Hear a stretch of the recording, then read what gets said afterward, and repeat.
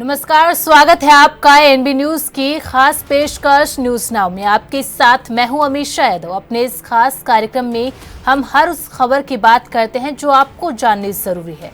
सभी अहम मसलों का बारीकी से विश्लेषण करते हैं और खबरों के पीछे की सच्चाई आप तक पहुंचाते हैं। तो चलिए बिना किसी देरी के शुरू करते हैं न्यूज नाउ।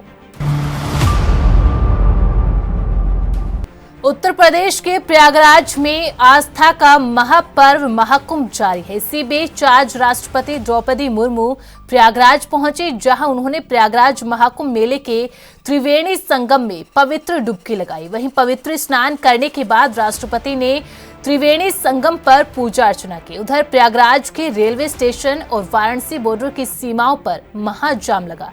प्रयागराज महाकुंभ में शामिल होने आए श्रद्धालु रोड अरेस्ट हो गए। देखिए यह खास रिपोर्ट।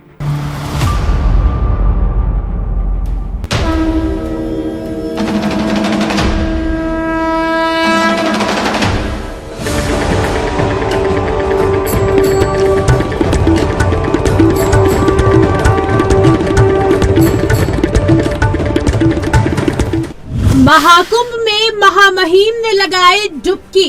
राष्ट्रपति द्रौपदी मुर्मू सोमवार को महाकुंभ पहुंची हैं, जहां उन्होंने संगम में 3 डुबकी लगाई है। वहीं भगवान सूर्य को अर्घ्य दिया और स्नान से पहले मां गंगा को पुष्प अर्पित किए। वहीं मंत्रोच्चार के बीच गंगा पूजन और आरती की। इसके बाद राष्ट्रपति लेटे हनुमान मंदिर पहुंची और आरती की। फिर अक्षयवट धाम पहुंची और दर्शन पूजन किया। वहीं राष्ट्रपति के साथ राज्यपाल आनंदीबेन पटेल और सीएम योगी भी हैं। राष्ट्रपति का हेलीकॉप्टर सोमवार सुबह 9:30 बजे बमरौली एयरपोर्ट पर लैंड हुआ, जहां राज्यपाल आनंदीबेन पटेल और सीएम योगी ने स्वागत किया। आपको बता दें कि द्रौपदी मुर्मू देश की दूसरी राष्ट्रपति हैं जिन्होंने महाकुंभ में स्नान किया है। इससे पहले 1954 में देश के प्रथम राष्ट्रपति डॉक्टर राजेंद्र प्रसाद ने भी महाकुंभ में स्नान किया था। वहीं महाकुंभ मेले में आज अनोखा नजारा रहा, जब देश की प्रथम नागरिक ने संगम में डुबकी लगाई। वहीं राष्ट्रपति के दौरे को देखते हुए प्रयागराज में सुरक्षा व्यवस्था चाक चौबंद रही। महाकुंभ मेला, संगम जाने वाले हर रास्ते पैक। उत्तर प्रदेश के प्रयागराज महाकुंभ मेले को लेकर लोगों के बीच क्रेज खत्म नहीं हो रहा है। मकर संक्रांति, मौनी अमावस्या और बसंत पंचमी अमृत स्नान के समाप्त होने और नागा साधुओं की संगम क्षेत्र से विदाई के बाद माना जा रहा था कि भीड़ कम होगी। वहीं महाकुंभ में भीड़ को देखते हुए 5 फरवरी तक संगम नगरी में वीआईपी प्रोटोकॉल को बंद कर दिया गया था। लेकिन पीएम नरेंद्र मोदी के 5 फरवरी को संगम में स्नान के बाद से लगातार वीआईपी मूवमेंट बढ़ गया है। हर रोज कोई ना कोई वीवीआईपी संगम स्नान के लिए पहुंच रहा है, जिसके कारण शहर में जाम जैसी स्थिति बन रही है। बता दें कि माघी पूर्णिमा स्नान 12 फरवरी को है। इस स्नान पर्व तक इसी प्रकार की स्थिति रहने की उम्मीद की जा रही है। इस बीच उत्तर मध्य रेलवे के सीपीआरओ शशिकांत त्रिपाठी ने कहा कि हम पूर्णिमा स्नान की व्यवस्था करा रहे हैं। हमने आज से प्रयागराज संगम स्टेशन को बंद कर दिया है। यह व्यवस्था यह सुनिश्चित करने के लिए की गई है कि किसी भी यात्री को कोई असुविधा ना हो। ये प्रोटोकॉल आज से लागू होंगे। महाकुंभ के प्रमुख स्नान जो शाही स्नान थे, अमृत स्नान, बसंत पंचमी तक वो हो चुके हैं और अब हम लोग अगला जो मुख्य स्नान है, पूर्णिमा का स्नान, उसकी ओर बढ़ रहे हैं। हम लोगों ने जो तैयारी की थी वो इस हिसाब से की थी कि हम लोग जो मुख्य स्नान पर्व है उस पे हम क्या प्रोटोकॉल रखेंगे और नॉर्मल डेज में हम किस प्रकार से गाड़ियों का संचालन क्या करेंगे और किस प्रकार से प्रोटोकॉल रखेंगे, वैसी हमने तैयारी की थी।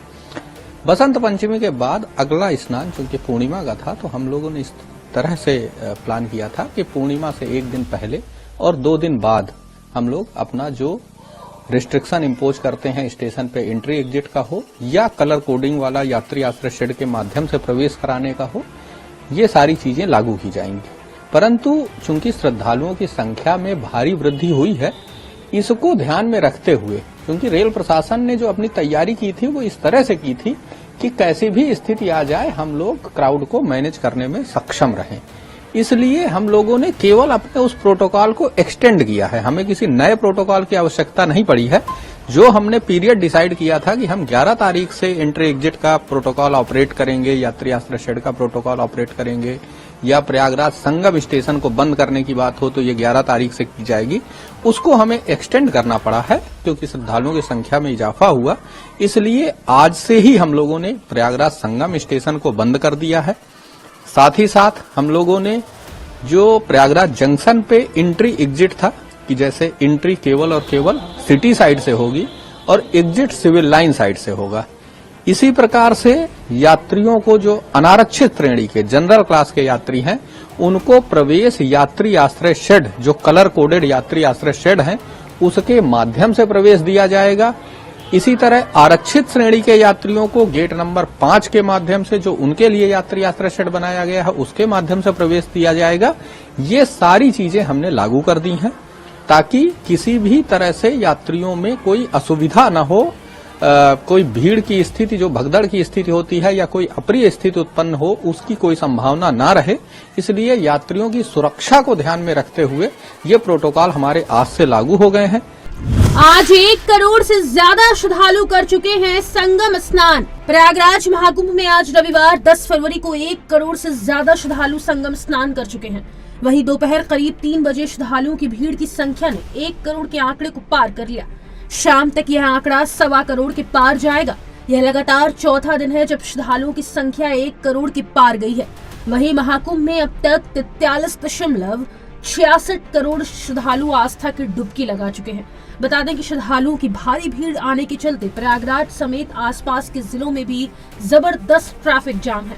सफाई के मुद्दे पर अखिलेश ने सरकार को घेरा। सपा प्रमुख अखिलेश यादव ने सरकार को घेरते हुए सोशल मीडिया साइट पर लिखा कि संगम के मुख्य नहान स्थान पर हर तरफ फैली अपरंपार गंदगी की सफाई का इंतजाम तुरंत किया जाए। ये गंदगी स्वच्छता और स्वास्थ्य दोनों तरह से बहुत हानिकारक है। इससे महाकुंभ की पवित्र पावन छवि भी दूषित और धूमिल हो रही है। रेल मंत्री ने क्या कहा? एक तरफ रेल मंत्री अश्विनी वैष्णव कह रहे हैं कि प्रयागराज महाकुंभ के अवसर पर 8 स्टेशनों पर रेलवे का बहुत व्यवस्थित रूप से काम चल रहा है। वहीं राज्य प्रशासन और मेला प्रशासन के साथ समन्वय जारी है। वहीं कल प्रयागराज जंक्शन से 330 गाड़ियां निकली है।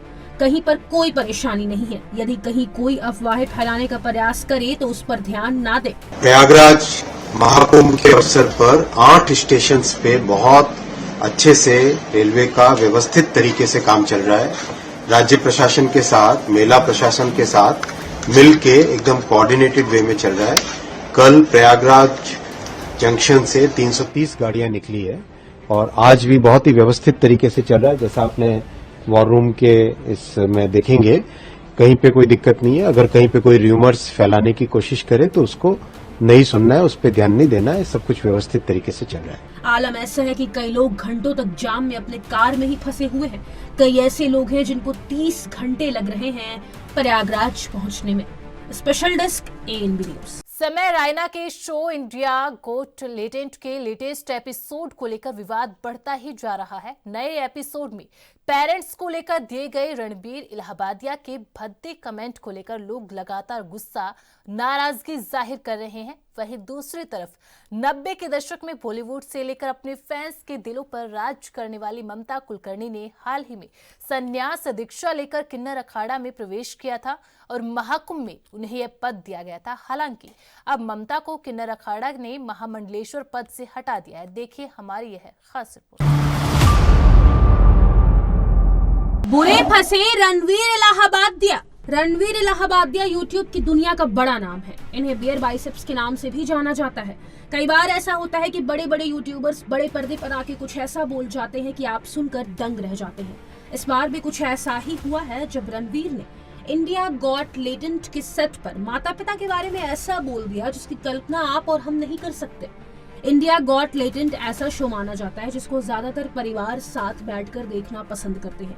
लेकिन क्या हो जब परिवार के साथ बैठकर देखने वाला शो पर कोई यूट्यूबर आके भद्दा कमेंट कर दे, तो फिर विवाद होना तो लाजमी है। इंडियाज गॉट लेटेंट के हालिया शो में इस बार गेस्ट जज के तौर पर जसप्रीत सिंह, आशीष चंचलानी और अपूर्वा मखीजा जैसे कंटेंट क्रिएटर शामिल थे। वहीं शो के दौरान रणवीर इलाहाबादिया ने एक प्रतियोगी पर उनके माता पिता को लेकर कुछ अश्लील टिप्पणी की थी, जिसे लेकर अब वह विवादों के घेरे में आ गए हैं। कॉमेडी के नाम पर टुच्ची बात, ऐसा क्या बोले रणवीर इलाहाबादिया? यूट्यूबर और कॉमेडियन रणवीर इलाहाबादिया के कमेंट ने सोशल मीडिया पर बवंडर मचा दिया है। फेसबुक की टाइमलाइन एक्स के प्लेटफॉर्म पर रणवीर इलाहाबादिया को जनता जमकर ट्रोल कर रही है। रणवीर इलाहाबादिया यूट्यूब पर बियर बाइसेप्स नाम से चैनल चलाते हैं। डबल मीनिंग डायलॉग, भद्दे कमेंट और कई बार एडल्ट कंटेंट की वजह से ये चैनल अच्छा खासा चर्चा में रहता है। इस बार के शो में रणवीर ने कंटेस्टेंट से एक बेहद विवादास्पद सवाल पूछ लिया। इस सवाल को कई लोगों ने आश्चर्यजनक रूप से आपत्तिजनक पाया।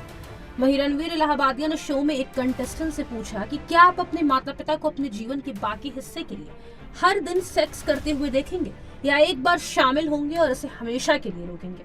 बस फिर क्या? इस सवाल के बाद बवाल मचा हुआ है। इस तरीके के बयान को हम बिल्कुल भी कूल नहीं कह सकते हैं, क्योंकि यह कॉमेडी के नाम पर अश्लीलता फैलाने का एक जरिया है। इस भद्दी टिप्पणी को जोरदार तालियां मिलने का ये ट्रेंड हम सभी को चिंतित कर रहा है। रणवीर इलाहाबादिया पर जमकर बरसे लोग। इलाहाबादिया के सवाल को सुनकर शॉक्ड हुए समय रैना ने बोला कि रणवीर भाई को क्या हो गया?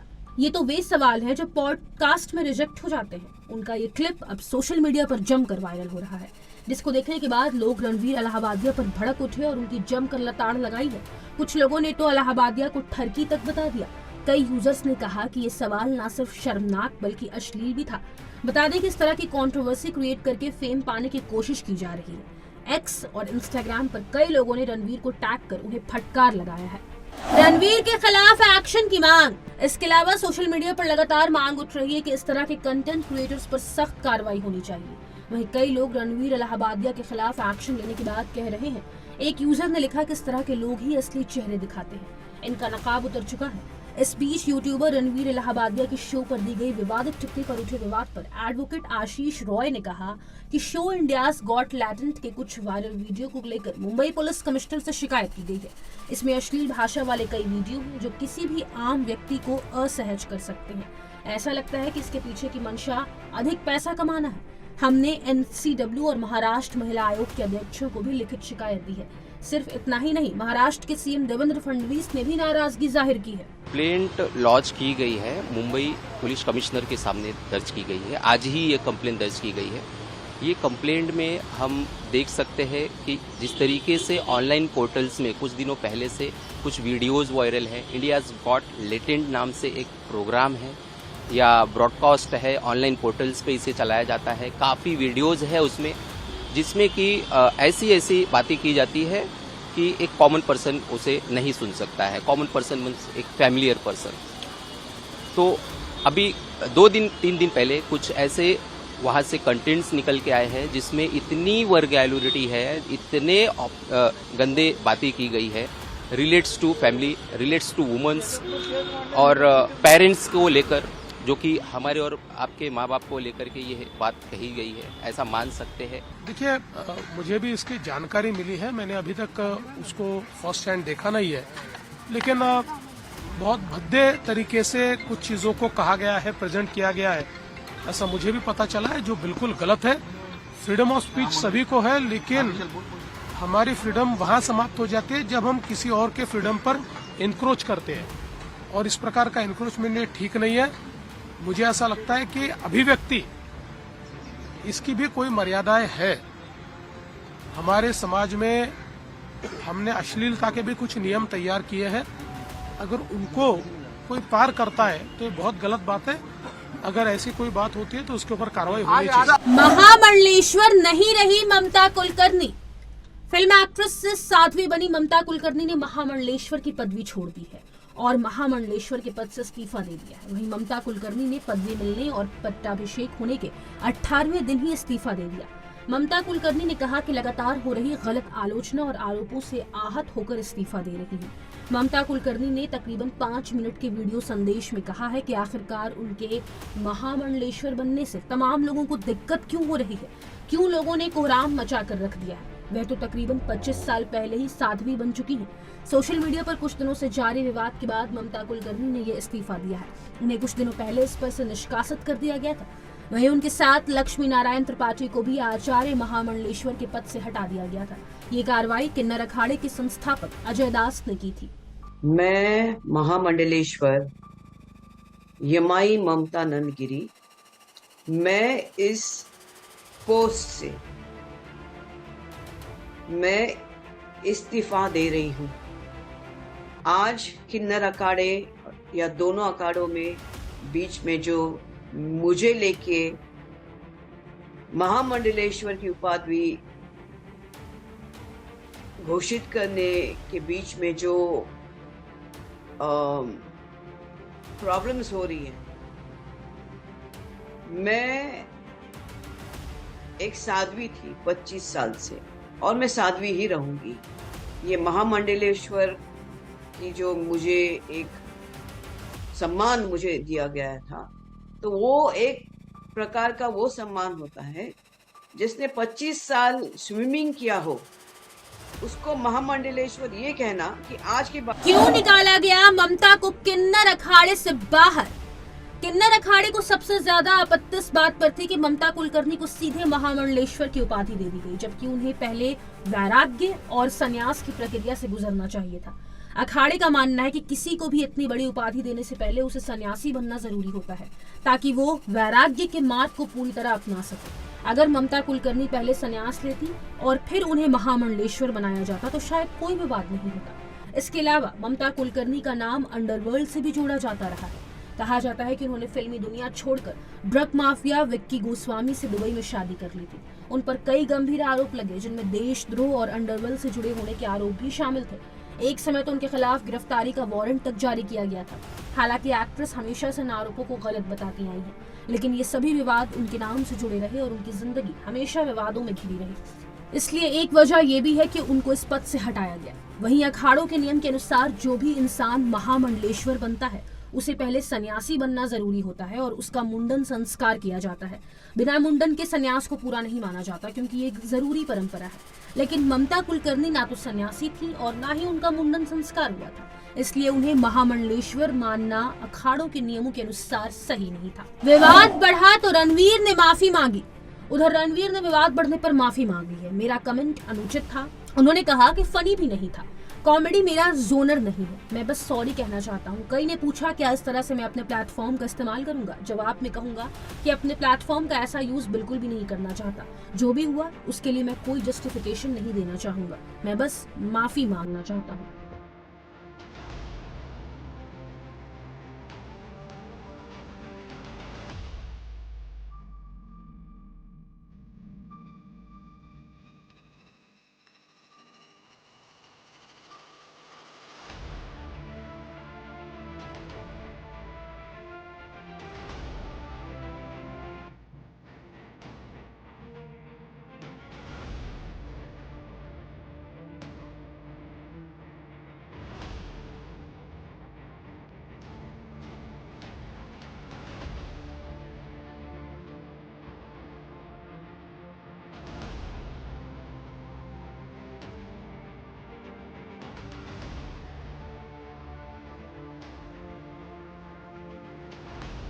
स्पेशल डेस्क AMP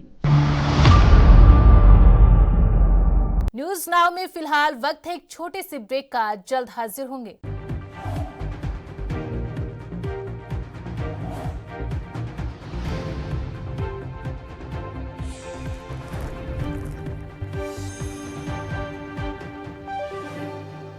कर्नाटक के बेंगलुरु में आज से 5 दिवसीय एरोस्पेस प्रदर्शनी का आयोजन शुरू हो गया है। 5 दिवसीय चलने वाली इस प्रदर्शनी के उद्घाटन के लिए केंद्रीय रक्षा मंत्री राजनाथ सिंह राजधानी येलहंका वायुसेना अड्डे पर पहुंचे थे। वहीं साथ ही पहले दिन के कार्यक्रम के दौरान प्रदेश के उप मुख्यमंत्री DK शिवकुमार भी मौजूद रहे। एरो इंडिया की इस प्रदर्शनी को एशिया की सबसे बड़ी प्रदर्शनी के तौर पर भी देखा जा रहा है।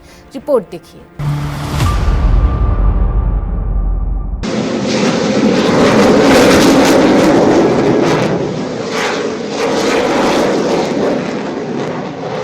बैंगलोर में वायुसेना का शौर्य प्रदर्शन। कर्नाटक की राजधानी बैंगलोर में आज से वायुसेना के द्वारा एशिया की सबसे बड़ी एरोस्पेस प्रदर्शनी की शुरुआत कर दी गई है। कार्यक्रम का उद्घाटन रक्षा मंत्री राजनाथ सिंह, प्रदेश उप मुख्यमंत्री DK शिवकुमार और रक्षा प्रमुख अनिल चौहान की मौजूदगी में किया गया। देश में अब की बार रक्षा प्रदर्शनी के 15वें संस्करण का आयोजन किया जा रहा है, जिसकी theme runway to a billion पर रखी गई है।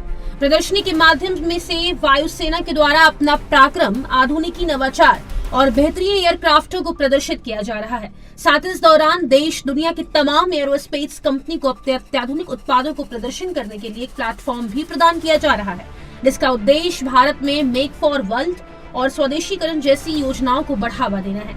साथ ही कार्यक्रम के दौरान रक्षा मंत्रियों का सम्मेलन, मुख्य कार्यकारी अधिकारियों के सम्मेलन, भारत और IDX मंडपों का उद्घाटन, मंथन IDX कार्यक्रम, हवाई करतब और एरोस्पेस कंपनियों की प्रदर्शनी जैसे आयोजनों के माध्यम से भारत की वायुसेना के शौर्य और पराक्रम को बढ़ाना भी इस कार्यक्रम का उद्देश्य है। We have had very long and very close partnership with BIML.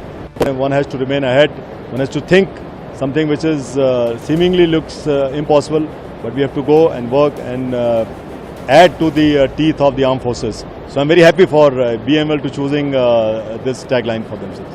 Asia की सबसे बड़ी प्रदर्शनी भारत में एरोस्पेस प्रदर्शनी का आयोजन बैंगलोर के येलहंका वायुसेना अड्डे पर आज से शुरू हो गया है। 5 दिवसीय चलने वाले इस कार्यक्रम को एशिया की सबसे बड़ी वायुसेना प्रदर्शनी के तौर पर भी देखा जा रहा है। बता दें कि इस बार की प्रदर्शनी के क्षेत्र को बढ़ाकर 42,000 वर्ग मीटर कर दिया गया है, जिसके चलते ही इस बार की रक्षा प्रदर्शनी का एशिया की सबसे बड़ी प्रदर्शनी कहा जा रहा है। साथ ही मेले में अब की बार विदेशों से पहुंचने वाली 150 कंपनियों को मिलाकर कुल 900 कंपनियां पहुंचने वाली है, जिसके चलते भी इस प्रदर्शनी को सबसे बड़ा बताया जा रहा है। We need not worry about it, is my feeling it, because this is my personal feeling, because we know the adversaries, we know what are all the capabilities that we have got, and as a country we are progressing from 5 plus to the 6. So yes, there may be as a citizens of this thing, when our neighbors, when they are that particular news is coming, we may be little worried, but we should never bother about that particular thing, and then we should continue our development, and we will be supporting our tri services with all our indigenous technologies. किस किस को मिलेगी प्रदर्शनी में entry? 5 दिवसीय वायुसेना प्रदर्शनी कार्यक्रम का आगाज बैंगलोर में कर दिया गया है, जिसमें देश दुनिया के बड़े बड़े नेता, उद्यमी और अधिकारी पहुंचेंगे। 5 दिन चलने वाले इस आयोजन में शुरू के 3 दिन केवल VIP यानी सिर्फ खास लोगों के लिए रखे गए हैं। शुरुआती दिनों में दुनिया भर के उद्यमी प्रदर्शनी में भाग लेंगे, वहीं आखिर के 2 दिनों में आम आदमी को भी भाग लेने का मौका दिया जाएगा।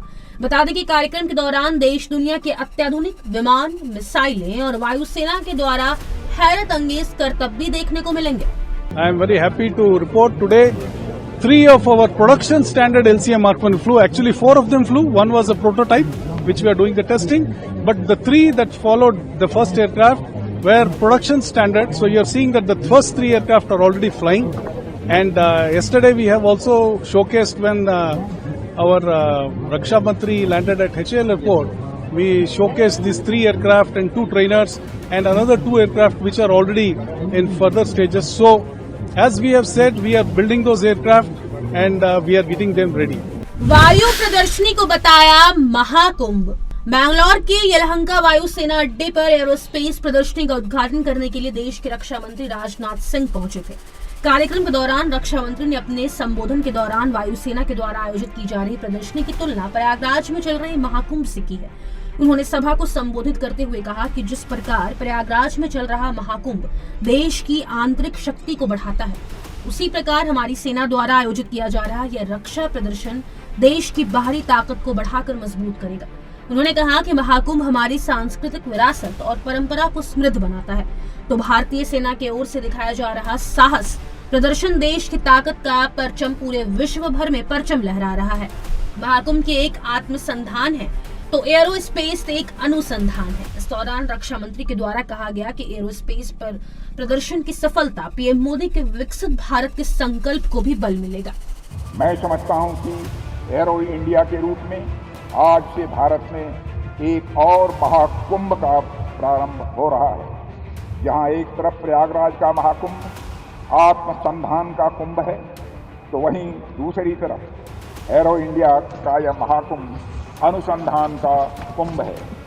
जहां एक तरफ प्रयागराज का महाकुंभ आंतरिक मजबूती पर ध्यान दे रहा है, तो वहीं दूसरी तरफ एरो इंडिया का यह महाकुंभ हमारी बाहरी मजबूती पर ध्यान दे रहा है।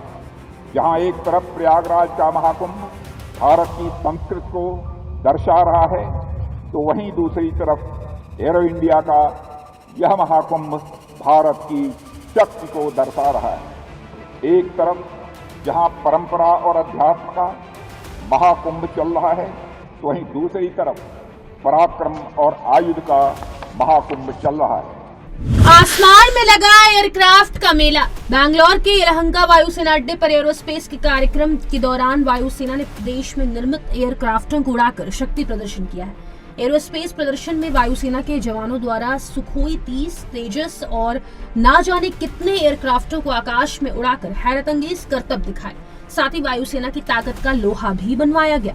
विमान प्रदर्शन के दौरान वायुसेना के द्वारा एयरक्राफ्ट को 360 डिग्री एंगल पर ले जाकर आकाश में 5000 फीट से भी ज्यादा ऊंचाई पर ले जाया गया।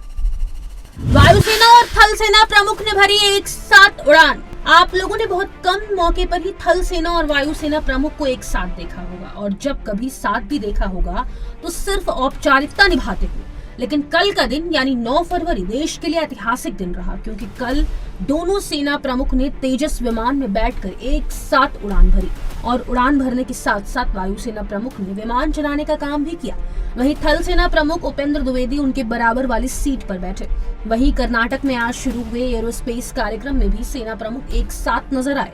वैसे आपको बता दें कि दोनों सेना प्रमुख पुराने समय से ही एक दूसरे के नजदीकी रहे हैं। सेना प्रमुख एनडीए की परीक्षा के दौरान भी एक साथ थे। वहीं दोनों सेनाओं के चीफ का एक साथ सार्वजनिक तौर पर दिखाई देना देश की सैन्य शक्ति को मजबूत करता है और देश की ताकत बढ़ाकर महाशक्ति बनाने की ओर इशारा करता है। Special desk ANB news. एक तरफ देश विकसित भारत का सपना देख रहा है तो दूसरी तरफ देश में लगातार रुपए का स्तर गिरता जा रहा है, जिसके चलते भारत को आर्थिक क्षेत्र में चुनौतियों का सामना करना पड़ रहा है। आपको बता दें कि डोनाल्ड ट्रंप ने जब से अमेरिका के राष्ट्रपति के रूप में शपथ ली है, तब से भारत में रुपए की स्थिति गिरती जा रही है। आइए अब नजर डालते हैं किन कारणों से भारतीय रुपए में गिरावट आई है। अमेरिका ने बढ़ाई मुश्किलें। अमेरिका की सत्ता पर जब से डोनाल्ड ट्रंप का राज आया है, तब से उन्होंने पूरी दुनिया की अर्थव्यवस्था में उथल-पुथल मचा दी है। दरअसल राष्ट्रपति ट्रंप ने कुर्सी संभालते ही कॉम्पिटिटर देशों पर लगाम कसनी शुरू कर दी है, जिसके चलते ही उन्होंने उत्पादों पर नई शुल्क नीति लागू की थी। वहीं अभी हाल ही में महाशक्ति के द्वारा इस्पातों और एल्यूमिनियम पर भी 25% आयात शुल्क लगा दिया है। साथ ही चीन की तरफ से भी शुल्कों में लगातार वृद्धि की जा रही है, जिसका सीधा असर भारत की अर्थव्यवस्था पर भी पड़ रहा है। और इसके चलते आज देश की करेंसी सबसे निचले स्तर यानी कि 87.95 रुपए पर पहुंच गई है और भारत की मुश्किलें बढ़ गई है। क्या भारत में बढ़ जाएगी महंगाई? देश में रुपए की स्थिति कमजोर होने से महंगाई का बढ़ना लाजमी है, क्योंकि अब विदेशों से आयात करने के लिए भारत को ज्यादा रुपए चुकाने होंगे। उदाहरण के लिए भारत विदेशों से भारी मात्रा में कच्चे तेल का आयात करता है, जिसके लिए उसे $1 के मुकाबले 83 रुपए चुकाने होते थे, लेकिन अब डॉलर के मुकाबले भारतीय करेंसी गिरने से उन्हें अब ज्यादा पैसे चुकाने होंगे। वहीं पैसे के कमजोर होने से विदेशी निवेशक भी पैसा बाहर निकालने में लग गए हैं। निवेशकों की देश में रुचि कम होने का भी सीधा असर पड़ेगा और देश में अतिरिक्त घाटा बढ़ जाएगा।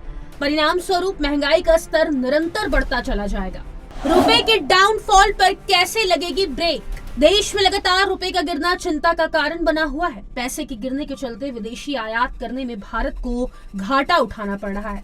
जानकारों के द्वारा कहा जा रहा है कि अगर इसको लेकर भारत सरकार ने जल्दी कोई कदम नहीं उठाए तो भारतीय रुपया डॉलर के मुकाबले 100 से भी ज्यादा नीचे आ सकता है।